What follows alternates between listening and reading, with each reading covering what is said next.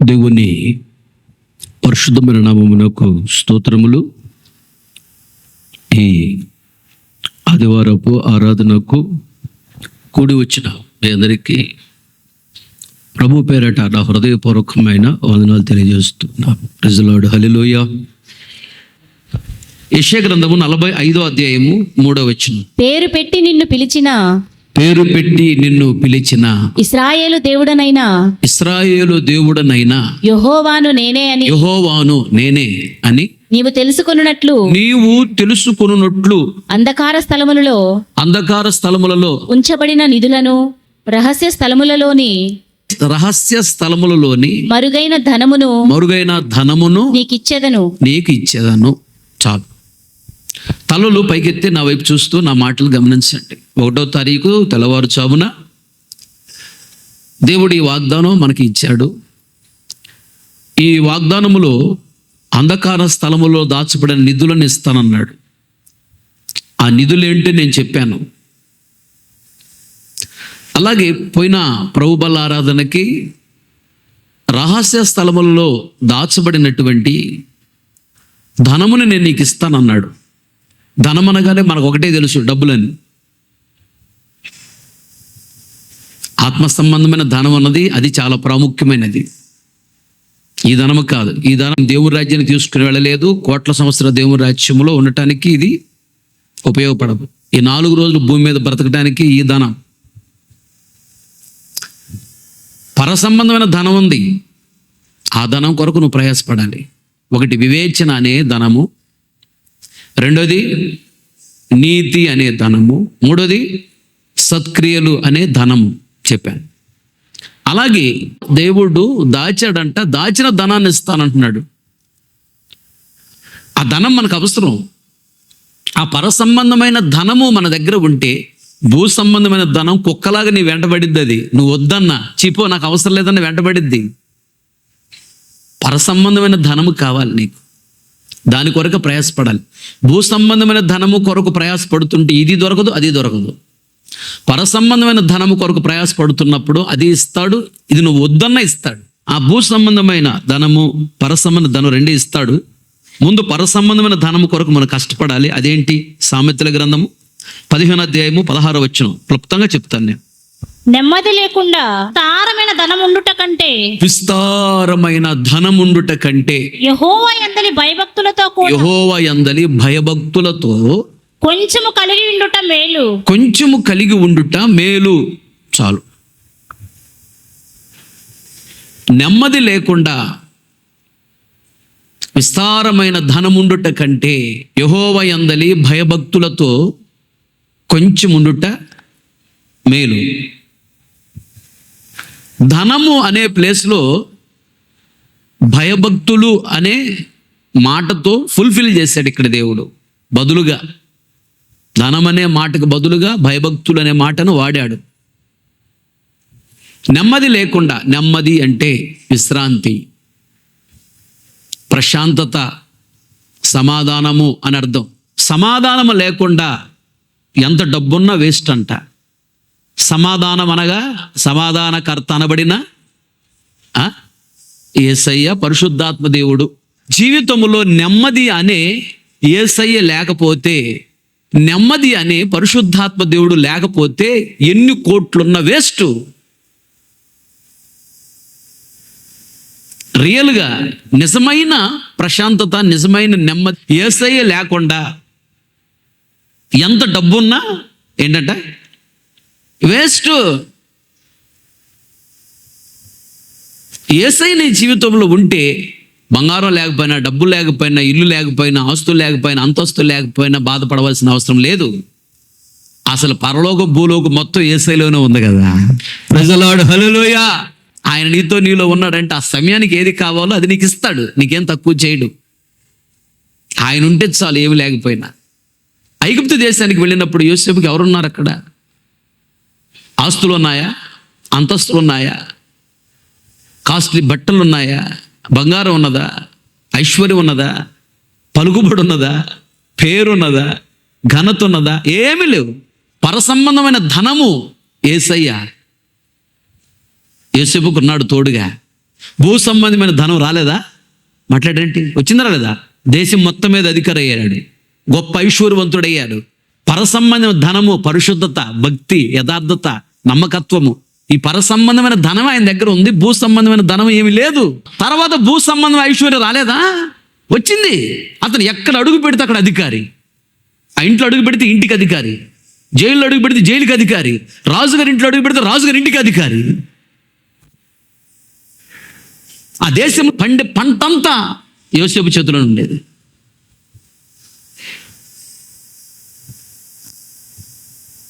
బంగారము, ఐశ్వర్యము, డబ్బులు, హోదా, పేరు, ప్రతిష్ట, ఘనత ఐగుప్తు దేశం వరకే అనుకుంటున్నావా? ఈరోజు ప్రపంచమంతా వ్యాపించింది ఆయన ఘనత. దేవునికి స్తోత్రం. హల్లెలూయా. పరసంబంధం ఐశ్వర్యముతోనే ఐగుప్తుకి వెళ్ళాడు యోసేపు. భూ సంబంధం ఐశ్వర్యం అసలు ఏమీ లేదు. ఎంత దరిద్రతతో వెళ్ళాడు. రాజుగారు తర్వాత నెక్స్ట్ పోస్ట్ అయిందనంట యోసేపు. పరసంబంధమైన ఐశ్వర్యముతో వెళ్ళాడు. భూ సంబంధమైన ఐశ్వర్యము కుక్కలాగా వెంటబడింది యోసేపు వెంట. ఈరోజు నువ్వు భూ సంబంధ ఐశ్వర్యం కొరకు పరిగెత్తుతున్నావా? పరసంబంధ ఐశ్వర్యం దొరకదు, భూ సంబంధ ఐశ్వర్యం దొరకదు నీకు. పరసంబంధ ఐశ్వర్యం కొరకు ప్రయాసపడు.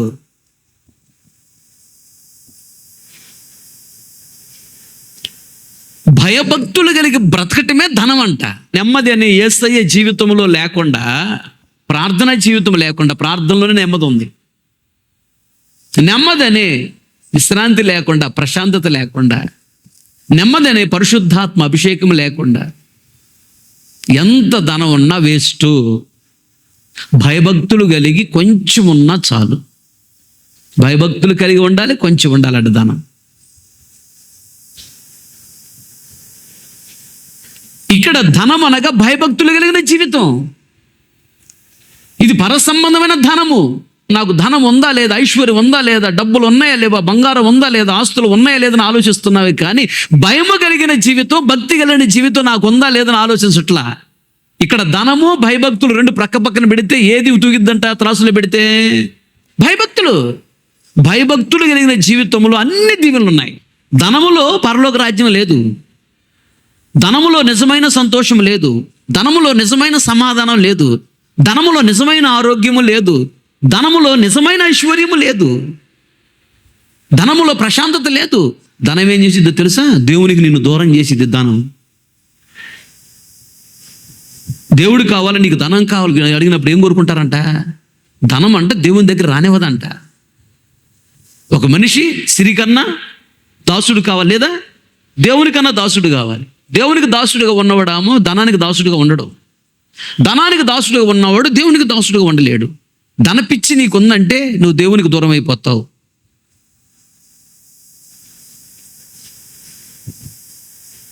బహు జాగ్రత్తగా ఉండాలి. పరసంబంధమైన ధనం మీద నీ మనసు ఉండాలి.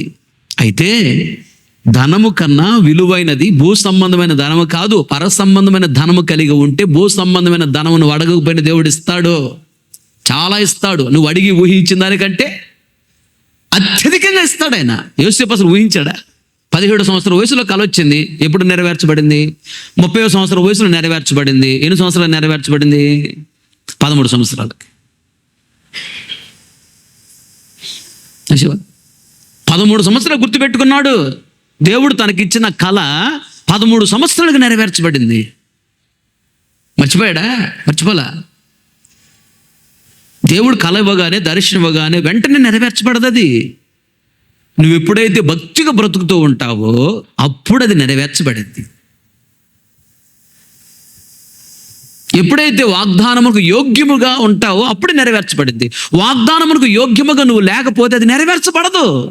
నాకు చాలా వాగ్దానాలు ఉన్నాయి, దేవుడు ఇచ్చాడని సంతోషపడుతున్నావు. వాగ్దానం రాగానే సంతోషించగాక, అది నెరవేర్చబడినప్పుడే నువ్వు సంతోషించాలి. ఎందుకు తెలుసా? వాగ్దానం తీసుకున్న వాళ్ళందరి జీవితంలో వాగ్దానాలు నెరవేర్చబడటం కష్టం. అదేంటని అలా చెప్తారంట. ఎస్, వాగ్దానం ఎవరి జీవితంలో నెరవేర్చబడుతుందంటే నీవు ఆ వాగ్దానమునకు యోగ్యముగా ఉన్నప్పుడు, వాక్యానుసారంగా నడుస్తున్నప్పుడే ఆ వాగ్దానం నీ జీవితంలో నెరవేర్చబడిద్ది. అందుకని ప్రతిరోజు వాగ్దానం నెరవేర్చు ప్రభు అనే ప్రార్థన కాదు, కానీ ప్రభువా నీవిచ్చిన ఈ వాగ్దానములకు నన్ను యోగ్యుడిగా, యోగ్యురాలుగా మార్చు అని ప్రార్థన చేయి. అప్పుడు ఏమిస్తాడు నీకు? యోగ్యత ఏంటి?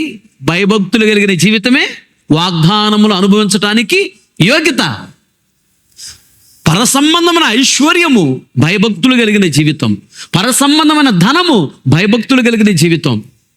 పరసంబంధమైన ధనం అనబడిన భయభక్తులు కలిగిన జీవితం నువ్వు చేస్తున్నప్పుడు భూ సంబంధమైన ధనము నీ వెంట పడితే వద్దన్నా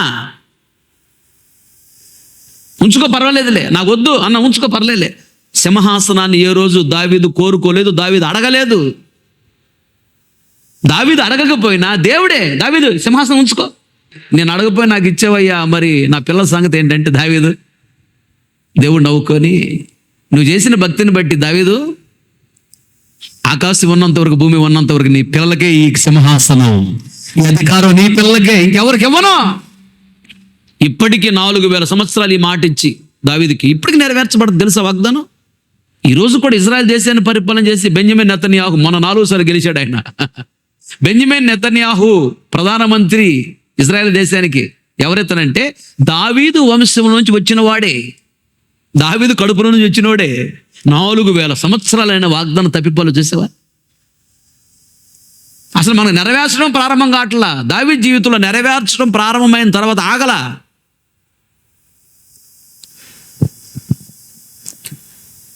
ధనము అనగానే భూ సంబంధమైన ధనము కాదు నీ మైండ్ ఉండాల్సింది, పరసంబంధమైన ధనము. ఏంటది?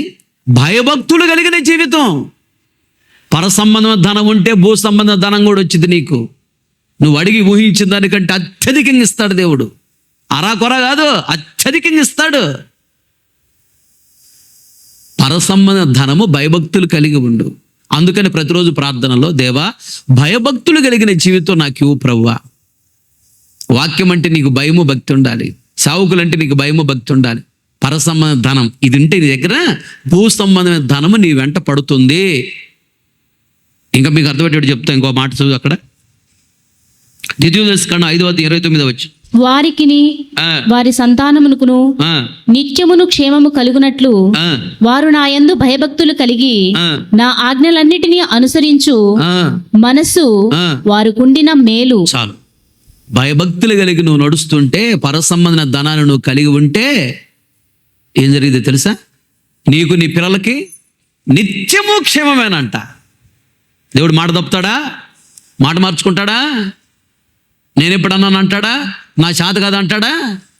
ఏదైనా చేయగల సమర్థుడైనా. దావీదు ద్వారా దావీదు పిల్లలకి ఏమొచ్చింది? దీవెన వచ్చింది. తరతరాలు దీవెన తెచ్చిపెట్టాడు. నువ్వు పిల్లలకి శాపం తెచ్చి పెడుతున్నావా? ఇక్కడ ఏం వాక్యం వింటున్నావు? పక్కకి వెళ్ళిన తర్వాత ఏం మాట్లాడుతున్నావు? ఏం ప్రవర్తిస్తున్నావు? వాక్యం సార్ నడుస్తున్నావా? నిజంగా పరిశుద్ధాత్మ నడిపించబడే వ్యక్తి అయితే భయం ఉండిద్ది నీకు. భయము కలిగి భక్తిగా బ్రతకడం నాకు నేర్పించని ప్రభువుని అడుగు.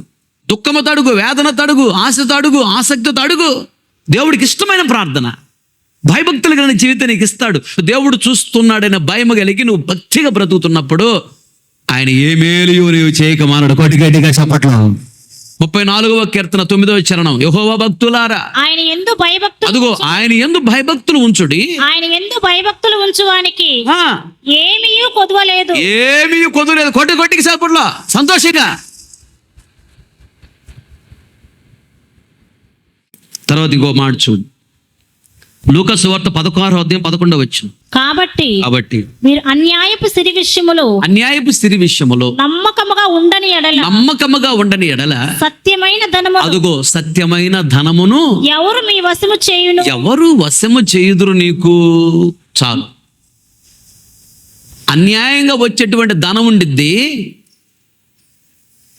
దానిని నువ్వు విడిచిపెట్టకపోతే, ఆ విషయంలో జాగ్రత్తగా ఉండకపోతే సత్యమైన ధనము నీకివ్వడు దేవుడు. అనగా నిజమైన ధనాన్ని దేవుడు నీకివ్వడు.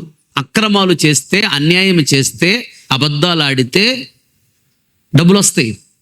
నువ్వు ఆ పద్ధతుల్లో కానీ వెళ్ళి డబ్బు సంపాదించావా, ఆ ధనానికి ఉన్న పేరేంటి? అన్యాయపు సిరి. అది నిన్ను అన్యాయం చేసిపోద్ది. అది ఉండదు.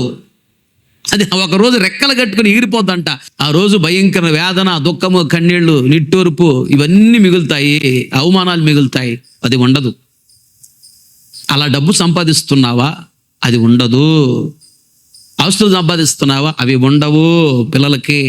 ఆ పద్ధతులు విడిచిపెట్టి దేవునికి ఇష్టమైన రీతిలో బ్రతుకుతూ ఉన్నప్పుడు సత్యమైన ధనము అనగా నిజమైన ధనాన్ని దేవుడు నీకు ఇస్తాడు. వాక్యానుసారంగా బ్రతుకుతూ నువ్వు ముందుకెళ్తుంటే దేవుడు ఇస్తాడు. ధైర్యంగా నేను చెప్పగలను. మా బంధువులు ఉద్యోగస్తులు ఉన్నారు, లక్షాధికారులు ఉన్నారు. ఏ రోజు కూడా వాళ్ళ దగ్గరికి వెళ్ళి నేను మందిరం కట్టుకుంటున్నాను, నాకు రూపాయి ఇవ్వండి నేను అడగల. ఈ రోజుకి నేను ఒక ఎమ్మెల్యే గారి దగ్గరికి వెళ్ళి మందిరం కట్టుకుంటున్నాను, స్థలం కొనుక్కున్నాను, రూపాయి ఇవ్వండి నేను అడగల. నేను వెళ్ళి అడిగితే వాళ్ళు ఎంతో కొంత ఇస్తారు. దేవునికి అవమానం. నన్ను పిలిచిన వాడు ఏమైనా శాతగానోడా? పిలిచిన వాడు నమ్మదగిన దేవుడు. నువ్వు పిలిచావు ప్రభు, నువ్వు నాకు ఇవ్వంతే. మీ ద్వారా దేవుడు ఈ పరిచర్యకి ఇప్పించాడు, మీకు 1000 రెట్లుగా దేవుడు ఇస్తాడు. ఆమె ధైర్యం నేను చెప్పగలను. చేసిన పరిచర్య మర్చిపోవడం అన్యాయస్తుడు కాదు. అభిషేకం దేవుడిస్తాడు, ఆస్తులు దేవుడిస్తాడు, అభివృద్ధి దేవుడిస్తాడు, సంతోషము దేవుడిస్తాడు, సమాధానము దేవుడిస్తాడు. అన్యాయస్తుడు కాదు, ఇస్తాడు. ఆయన తెలుసు ఎప్పుడేది ఇవ్వాలో, అన్నీ ఇస్తాడు. నిజమైన ధనము సంఘాన్ని కూడా దేవుడు అప్పగిస్తాడు తెలుసా. దేవుడు సంఘాన్ని ఇవ్వకుండా మనుషులు ఎవరు నీకు సంఘాన్ని ఇవ్వలేరు. గుర్తుపెట్టుకో. ఆమెదో సంఘం ఇచ్చిద్ది, ఆయన ఏదో సంఘం ఇస్తాడు, వాడు చుట్టూ తిరుగుతున్నావేమో. వాళ్ళు ఎవరు సంఘాన్ని ఇవ్వలేరు. సంఘాన్ని ఇచ్చింది దేవుడు. సంఘం ఎవరు? క్రీస్తు శరీరం అనే సంఘం ఎవరు ఇవ్వాలి? సంఘమైన మిమ్మల్ని దేవుడు నాకు ఇచ్చాడు. నిజమైన ధనం ఇది, దేవుడిచ్చేది. సంతోషము, సమాధానము, నెమ్మది, ఐశ్వర్యము, ఘనతలు, దీవెనలు, ఆశీర్వాదములు దేవుడి చేతుల నుంచి వచ్చేదే నిజమైనటువంటి దీవెన. దేవుడు ఇచ్చాడు అంటే అది తరతరాలు ఉంటుంది. దేవుడు ఇవ్వకుండా అన్యాయం, అక్రమాలు చేసి అబద్ధాలు ఆడి సంపాదించుకున్నారా ధనము, అది వాళ్ళ తర్వాత వాళ్ళకి ఉండదు, వాళ్ళ పిల్లలకి ఉండదు. అది కానీ దేవుడిచ్చేది నిజమైన ధనము. దేవుడు ఇచ్చాడా అది తరతరాలు నీకు, నీ పిల్లలకు ఉంటుంది. ఆమె పెద్ద సంఘం ఇవ్వట్లేదు యేసన్న గారు, పిల్లలు గల్లవాడు నేను ఇప్పుడు అంటుంటాడంట. ఆ మాట ఆ శివుని ఈ శివుని పడి యేసన్న గారు శివుని పడింది. సరేలేరా వాడు ఇప్పుడు నన్ను తిట్టుకుంటున్నాడు, సరే ఆ పెద్ద సంఘాన్ని బొమ్మని పంపించాడంట. కడుషులు పడిపోయినాడు. పోతే ఆడు పెద్ద సైతాన్ వచ్చిందంట. అర్థం చేసుకుంటే ఎందుకు రాయడానికి వచ్చావంటేనో షావో చేయటానికి వచ్చా అన్నాడంట. అని కిరిబిరి అన్నాడు. ఎందులో నీ కిరిబిరి అందంట. అంటే చిన్న అభిషేకం ఉంది ఇతనికి. అక్కడున్న సాతానుడు ఇంకా బలమైనటువంటి వాడు కొడితే ఇవన్నీ పడిపోయాడు, కాళ్ళు చేతులు పడిపోయినాయి, జీబులు వేసుకొచ్చారు. అప్పుడు మళ్ళీ మేరక్క ప్రార్థన చేస్తే నేను అక్కడే ఉన్నా, కాళ్ళు చేతులు వచ్చినాయి ఆయనకి. ఆ సంఘం నీ వల్ల కాదులేయ్యా అని చెప్పి అప్పుడు అక్క ఆపి ఓ చిన్న సంఘాన్ని పంపించింది. దేవుడు ఇవ్వలేదు అంత పెద్ద సంఘాన్ని. జాలి తెలిసి యేసన్న గారు ఇచ్చాడు. దేవుడు వాడుకున్నాడా? వాడుకోవాలా. దేవుడు ఇవ్వాలి సంఘాన్ని. ఏదో ఆశించి చేస్తున్నావేమో, అన్యాయంగా వచ్చేది విడిచిపెట్టు, న్యాయంగా నడుచుకో. నిజమైన ధనాన్ని దేవుడు నీకు ఇవ్వబోతున్నాడు, నీ పిల్లలకి ఇవ్వబోతున్నాడు. ఆమేన్, హల్లెలూయా. ఫిలిప్పీయులకు రాసిన పత్రిక 3వ అధ్యాయము 7-8 వచనాలు చూడు. అయినను ఏవేవి నాకు లాభకరములై ఉండును, లాభకరమై ఉన్నావో వాటిని క్రీస్తు నిమిత్తము నష్టముగా ఎంచుకో. అదుగో ఏవేవి లాభకరంగా ఉన్నాయో క్రీస్తు నిమిత్తము అంటే క్రీస్తు కొరకు. అంటే క్రీస్తు అంటే ఎవరు? యేసయ్య. యేసయ్య అంటే నిజమైన ధనము. క్రీస్తు అనగా పంపబడిన వాడు యేసయ్య. యేసయ్యే నిజమైన ధనము. నిజమైన ధనము కావాలని అపోస్తలుడైన పౌలు గారు అన్యాయంగా వచ్చేటువంటి ఏవి నాకు లాభకరంగా ఉన్నాయో, అబద్ధాలు చెబితే డబ్బులు వస్తాయి, అన్యాయంగా నడిస్తే డబ్బులు వస్తాయి, అక్రమాలు చేస్తే డబ్బులు వస్తాయి, సాడీలు చెప్తే డబ్బులు వస్తాయి, పొగిడితే డబ్బులు వస్తాయి, ఇది అన్యాయం అని ఆ అన్యాయపు సిరిని విడిచిపెట్టాడు అపోస్తలుడైన పౌలు గారు. క్రీస్తు కొరకు అనగా నిజమైన ధనము కొరకు ఏవి లాభకరంగా ఉన్నాయో అవన్నీ ఏం చేశాడంట? పెంటతో సమానంగా ఎంచుకున్నాడంట. క్రింద అంటాడు అక్కడ, వాటిని నష్టంగా నేను ఎంచుకున్నాను అంటాడు. తర్వాత 8వ వచనం, నిశ్చయముగా నా ప్రభువైన యేసుక్రీస్తు గూర్చిన అతి శ్రేష్టమైన జ్ఞానము నిమిత్తమై, అదిగో యేసుక్రీస్తుని గూర్చిన జ్ఞానము కొరకు సమస్తమును నష్టముగా ఎంచుకొని, సమస్తమునే నష్టముగా ఎంచుకుంటున్నాను. క్రీస్తుని సంపాదించుకొని, అదిగో క్రీస్తుని సంపాదించుకొని అనగా నిజమైన ధనాన్ని సంపాదించుకోవటానికి ధర్మశాస్త్ర మూలమైన నా నీతిని కాక క్రీస్తునందలి విశ్వాసమునైన నీతిని అనగా విశ్వాసమును బట్టి దేవుడు అనుగ్రహించు నీతి గలవాడనై ఆయన యందు అగపడు నిమిత్తమును ఏ విధము చేతనైనను మృతుల్లో నుండి నాకు పునరుద్ధానము కలుగవలనని ఆయన మరణ విషయములో సమాన భావము గలవాడై ఆ. ఆయనను ఆ. ఆయన పునరుద్ధాన బలమును ఆ. ఎరుగు నిమిత్తము ఆ. ఆయన శ్రమలలో పాలివాడగుటకు చెప్పాలందరూ గట్టిగా హల్లెలూయా. అది భయభక్తులు అనే ధనాన్ని నువ్వు కలిగి ఉండు. అడుగు, అయ్యా నాకు పరసంబంధమైన భయభక్తులు అనే ధనాన్ని ఇవ్వు ప్రభు అని అడుగు. భూ సంబంధం ధనము కుక్కలాగానే వెంటబడిద్ది, నువ్వు వద్దు వద్దు అన్నట్టు వెంటబడిద్ది. ఇది సీక్రెట్, దేవుని పొందుకునే విధానం ఇది. రెండోది, అన్యాయంగా వచ్చింది ఆ ధనం వద్దు, దాన్ని విడిచిపెట్టు, నిజమైన ధనాన్ని దేవుడు నీకు ఇవ్వబోతున్నాడు. ఆమె అన్యాయమైన పద్ధతుల్లోకి వెళ్ళగాక వాక్యానుసారంగా బ్రతుకు, వాక్యానుసారంగా జీవించు. దేవుడు నీకు నీ పిల్లలకి దీవెని ఇవ్వబోతున్నాడు. ఒక మాట చదువు ముగించుకుందాం. హెబ్రీయులకు రాసిన పత్రిక 11వ అధ్యాయం 24వ వచనం. మోషే పెద్దవాడైనప్పుడు విశ్వాసమును బట్టి విశ్వాసమును బట్టి ఐగుప్తు ధనము కంటే అదుగో ఐగుప్తు ధనము కంటే క్రీస్తు విషయమైన క్రీస్తు విషయమైన నింద నింద గొప్ప భాగ్యమని ఎంచుకొని గొప్ప భాగ్యమని ఎంచుకున్నాడు. చాలు. ఐగుప్తు ధనము కంటే క్రీస్తు విషయమైన నింద గొప్ప భాగ్యం అంట. ఇక్కడ ధనము ప్లేస్లో ఏముంది? ధనము అనగా నింద. నింద వస్తుంది, చెయ్యని దానికి నింద వస్తుంది. తగాదులు పెట్టుకోవద్దు. నువ్వెంత నేనంత చూసుకున్నారా అని మగవాళ్ళు ఇది గోషలు పెడుతుంటారు, ఆడవాళ్ళు ఎత్తి తిప్పి ఇక్కడ దోపుతుంటారు, ఏవ చూసుకున్నారు ఏవే అని. నేను అభిషేకించబడిన వ్యక్తినే, పరిశుద్ధాత్మ పొందుకునే వ్యక్తినే, అందరూ నన్ను చూస్తున్నారే ఆత్మలు ఎగురుతూ ఉంటే నేను ఇలా ప్రవర్తించి ఇలా మాట్లాడితే దేవునికి అవమానం కదన్న జ్ఞానం కూడా కొద్ది కూడా లేదు. రావే చూసుకుందాం, నువ్వెంత నేనంత, నరా చూసుకుందాం, నువ్వెంత నేనంత. ఏంటి చూసుకునేది?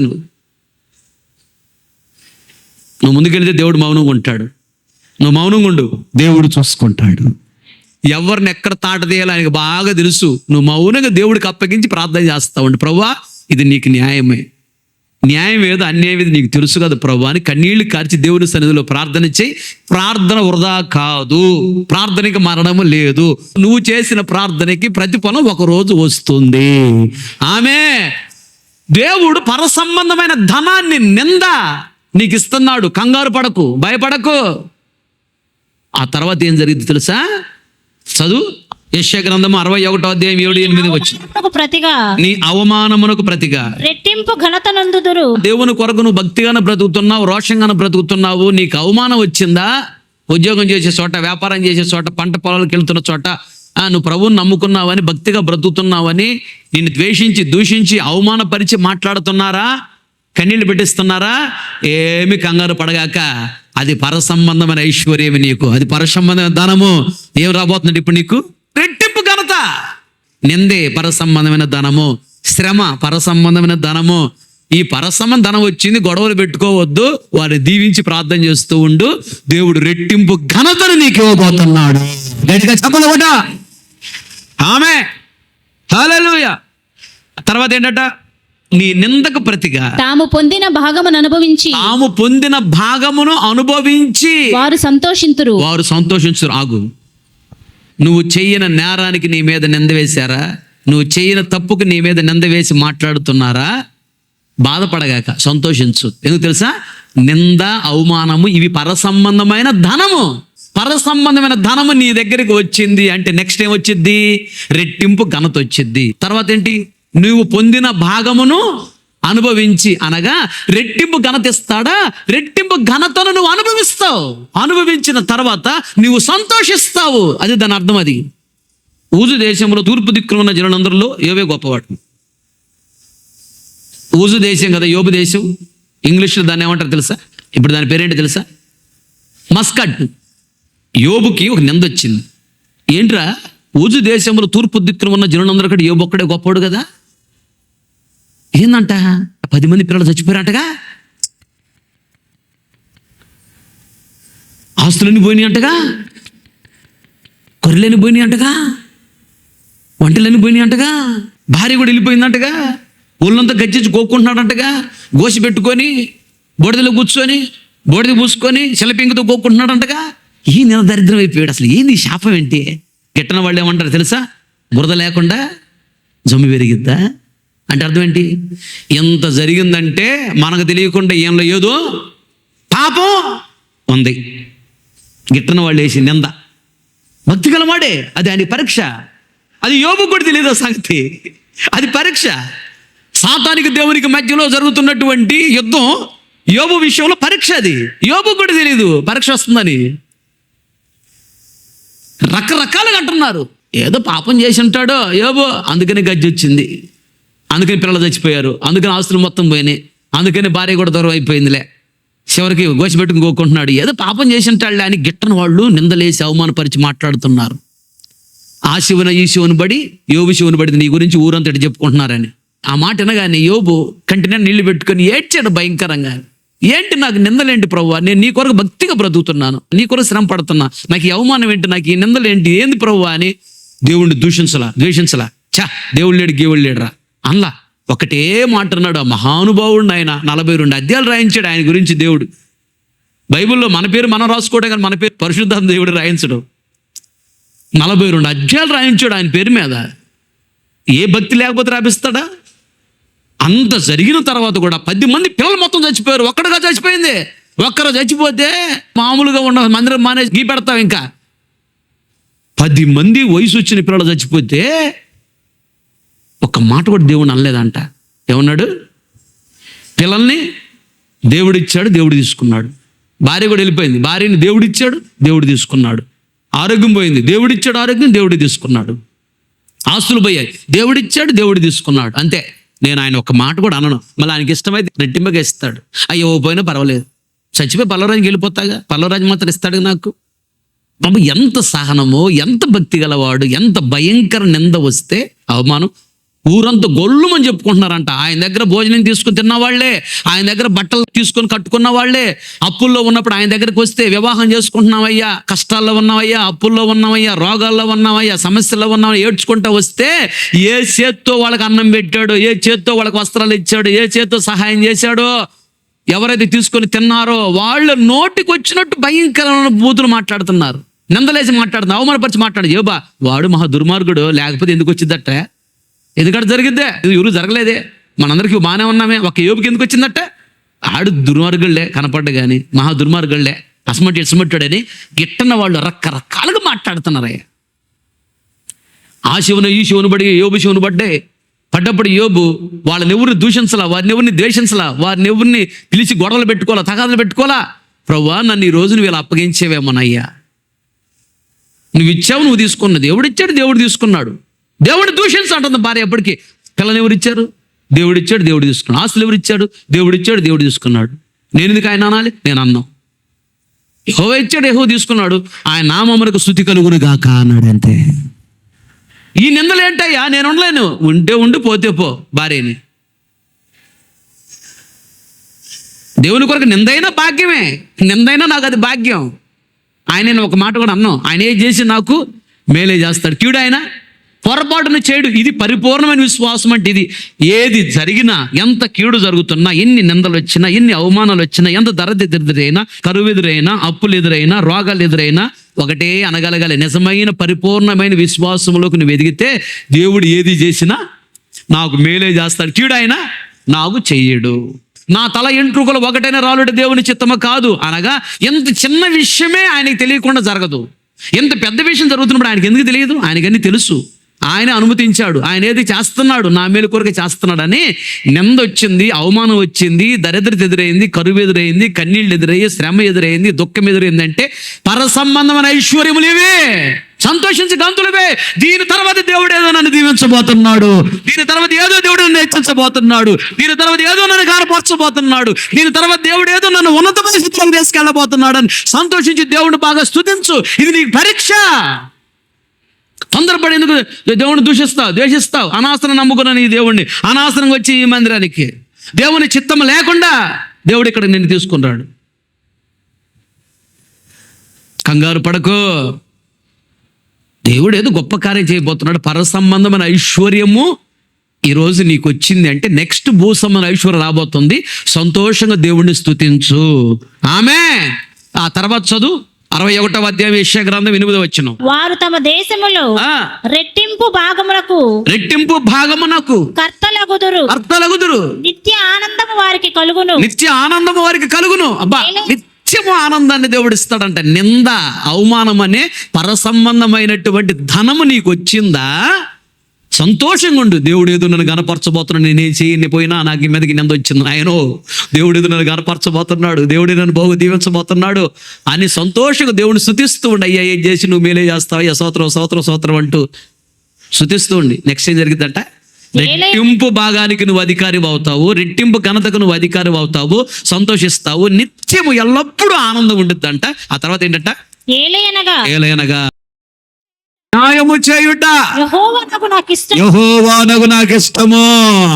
ఈ మాటకు వినగానే వెంటనే నువ్వు చప్పట్లు కొట్టాలి. వాస్తవంగా నీకు గుర్తుకొస్తే ఆమె హల్లెలూయా. ఏంటిది? దేవుడు మన జయధ్వని సంఘానికి ఇచ్చిన వాగ్దానం. మరొక్కసారి కొన్ని సంవత్సరాల తర్వాత దేవుడు మరలా గుర్తు చేస్తున్నాడు, ఈ వాగ్దానం నీ జీవితంలో నెరవేర్చబోతున్నాడు. అప్పుడు ఇచ్చాడు, అప్పుడు నెరవేర్చబడలేదు, ఇప్పుడు నెరవేర్చబోతున్నాడు ఆయన. ఆమేన్, హల్లెలూయా. ఈ సంవత్సరము ఇప్పటి నుంచే దేవుడు నెరవేర్చబోతున్నాడు. నింద వచ్చిందా, అవమానం వచ్చిందా, శ్రమ వచ్చిందా, భక్తిగా ఉంటున్నావు. సద్భక్తితో బ్రతకను ఉద్దేశించు వారికి శ్రమలు రాక తప్పవు. శ్రమ వచ్చిందా, నిందొచ్చిందా, అవమానం ఎదురైందా, దుఃఖం ఎదురైందా, కష్టాలు ఎదురవుతున్నాయా, దరిద్రత ఎదురైందా, కరువు ఎదురైందా, ఇవన్నీ ఏంటి? పరసంబంధమైన ధనము. దీని తర్వాత భూ సంబంధమైన ధనాన్ని నీ సొంతము చేయబోతున్నాడు దేవుడు. అది రెట్టింపుగా నీకు ఇవ్వబోతున్నాడు. న్యాయము చేయుట యెహోవాకు నాకు ఇష్టం అంటున్నాడు. ఏంటయ్యా న్యాయం అంటే, నేను పరసంబంధమైన ధనాన్ని పంపించా. నింద, అవమానం, దరిద్రత, కరువు, అప్పులు, రోగాలు, శ్రమలు, పరసంబంధ ధనాన్ని నీకు ఇస్తే దేవుడు ఏ చేసి నాకు మేలు చేస్తాడు, కీడు చేయను. నువ్వు సంతోషంగా నన్ను స్తుతించావు కదా, ఇది న్యాయం. అందుకని నీతిగల న్యాయాధిపతి అయిన నేను నీకు న్యాయం చేస్తున్నాను. నేను నీకు ఇచ్చిన నిందలో, అవమానములో నువ్వు సంతోషించి గంతులు వేసి నన్ను స్తుతించావు కాబట్టి నీకు న్యాయం చేస్తున్నాను. రెట్టింపు ఘనత, రెట్టింపు పూర్ణ, రెట్టింపు ఆశీర్వాదం, రెట్టింపు అభిషేకం, రెట్టింపు అభివృద్ధి.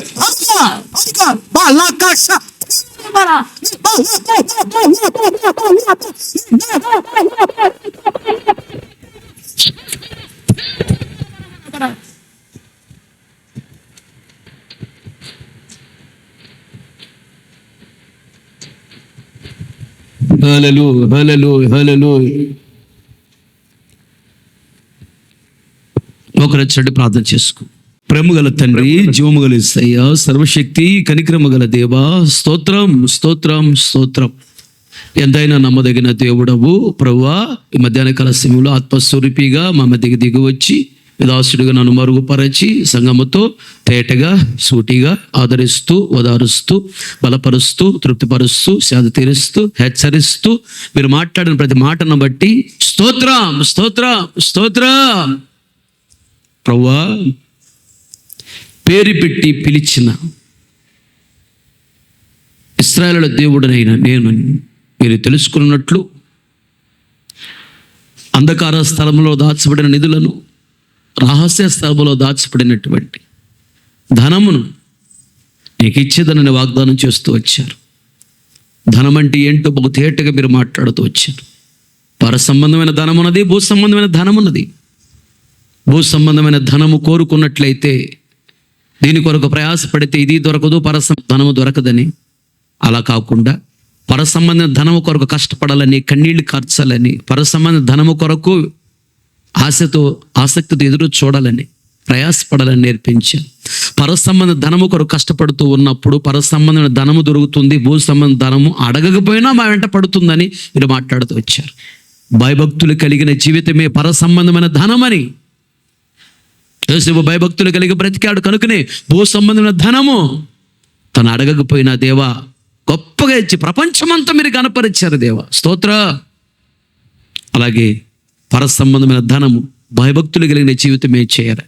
భయభక్తులు కలిగిన జీవితం మాకు ఇవ్వండి అయ్యా, భయభక్తులు కలిగిన జీవితం మాకు ఇవ్వండి అయ్యా అని బ్రతిమలాడుకోవాలని, కన్నీళ్లతో, వేదనతో, దుఃఖముతో, ఆశతో, ఆసక్తితో మేము బ్రతిమలాడుకొని భయభక్తులు కలిగిన జీవితం మేము చేయాలి.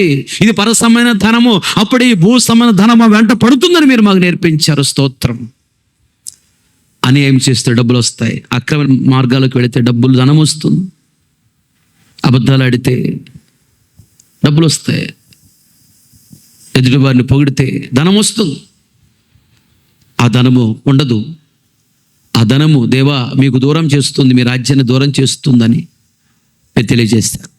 అలా కాకుండా అన్యాయాన్ని విడిచిపెట్టి న్యాయముగా నడుస్తున్నప్పుడు, న్యాయంగా ప్రవర్తిస్తున్నప్పుడు, అన్యాయంగా సిరి సంపాదించడం కాదు, న్యాయముగా సంపాదించుకోవాలి అని పరసంబంధమైన ధనాన్ని సంపాదించుకోవాలని మేము న్యాయంగా నడుస్తూ ఉన్నప్పుడు, దేవా నిజమైన ధనము మా సొంతం అవుతుందని అభివృద్ధి, ఆశీర్వాదము, ఘనత, ఐశ్వర్యము, అభిషేకము యేసయ్యా మీరే మా ధనమని, ఇది పరలోకము, ఈ పరసమైన ధనము మా వెంటబడుతుందని, మమ్మల్ని ఆవరిస్తుందని, మమ్మల్ని వరిస్తుందని న్యాయముగా మేము నడవాలని నేర్పించారు. అపోస్తలుల పౌలు జీవితాన్ని మా ముందు నుంచి మాట్లాడుతూ వచ్చారు. ఏది లాభకరంగా ఉన్నదో అన్యాయమే అది లాభకరంగా ఉన్నది, అది నాకు వద్దని అపోస్తలుల పౌలు గారు విడిచిపెట్టాడు. యేసయ్యా పరసమైన ధనమని నేను సంపాదించుకోవటానికి అన్యాయమైన పద్ధతులన్నీ విడిచిపెట్టాడు, న్యాయముగా నడుచుకున్నాడు. కనుకనే అన్ని పొందుకొని గొప్పగా దీవించబడి ప్రపంచం గొప్పవాడు అయ్యాడు. మీ రాజ్యంలో ఉన్నాడు. మీ రాజ్యం అనే పరసమైన ధనాన్ని, పరసమ ధనమని యేసయ్య నిన్ను సంపాదించుకున్నాడని మీరు మాకు బోధించినందుకు స్తోత్రం. మూడోది అవమానము, నింద అనేది పరసంబంధమైన ధనమని, శ్రమలు, కష్టాలు, కన్నీళ్లు, అప్పులు, రోగాలు ఇవన్నీ పరసంబంధమైన ధనమని, భూ సంబంధ ధనాన్ని దేవా మీరు మాకు ఇచ్చే ముందు ఈ పరసంబంధమైన ధనము మీరు మాకు ఇస్తారు తెలియజేస్తూ వచ్చారు. ప్రభు సనుక్కోక గొనుక్కోక, దేవుడు ఏది చేసినా నాకు మేలే చేస్తాడు, కీడు ఆయన చేయడు, దీని వెనక ఏదో మేలు దాగి ఉన్నది, ఆయనను దీవించబోతున్నాడని దేవా సంతోషముగా యోబు వలె నేను స్తుతించాలని, నేను కనపరచాలని, నేను మహిమపరచాలని, నీ కొరకు బ్రతకాలని యోబు జీవితాన్ని మా ముందు నుంచి మాట్లాడుతూ వచ్చా.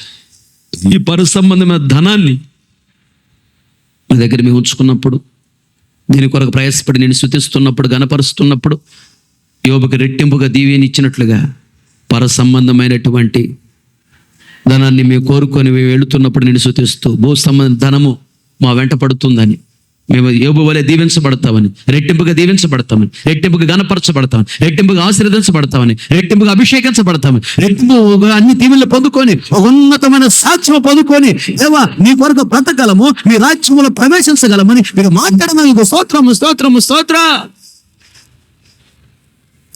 ఎత్తబడి వాక్యం కాకూడదు అయ్యా, విన్న ప్రతిగుండల వాక్యాన్ని స్థిరపరచండి అయ్యా, వాక్యానుసారమైన జీవితం అనుగ్రహించండి, పశ్చాత్తాప కనిటాత్మని కుమరించండి, మనోనేత్రాలు వెలిగించండి, భయమ భక్తి చేత నింపండి, కృతజ్ఞత చేత నింపండి.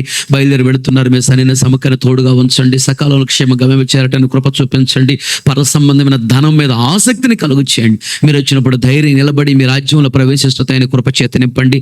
ఈ సంవత్సరం మీరు మాకు ఇచ్చినటువంటి వాగ్దానముకు యోగ్యులుగా దేవా సేవకులైన మమ్మును, అలాగే మీ బిడ్డల విశ్వాసులను, సంఘములో ఉన్న ప్రతి ఒక్కరిని మీరు యోగ్యులుగా మారుస్తున్నందుకు స్తోత్రం స్తోత్రం స్తోత్రం అయ్యా. యోగ్యులుగా మార్చండి ప్రభా. ఈ వాగ్దాన అక్షరాలు అందరి జీవితంలో నెరవేర్చబడము గాక. మీరు అనుభవిస్తుంటే మా కళ్ళతో చూడాలి, చెవుతో వినాలి. అలా చేస్తున్నందుకు స్తోత్రం స్తోత్రం స్తోత్ర. పరసంబంధమైన భూ సంబంధమైన ధనాన్ని ఇచ్చి నువ్వు నిజమైన దేవుడు, మహా జాలిగల దేవుడు అని, మహా ప్రేమగల దేవుడు నిరూపించుకొని మహిమ పొందము. యేసు నామములో అడిగి పొంది నాము తండ్రి, ఆమేన్. తండ్రి అయిన దేవుని ప్రేమ, కుమారుడైన యేసుక్రీస్తు వారి కృప, పరిశుద్ధాత్మని అన్యోన్య సహవాసము, సన్నిధి, సముఖం చేరిన మనకును ప్రపంచంలో సకల కోటి పరిశుద్ధులందరూ, మరి ముఖ్యంగా వాక్యాన్ని విని తీర్మానం చేసుకున్న ప్రతి ఒక్కరిని దృష్టి ఉంచి ఆశీర్వదించి అంతవరకు దేవుడు నడిపించును గాక. ఆమేన్. హల్లెలూయా హల్లెలూయా.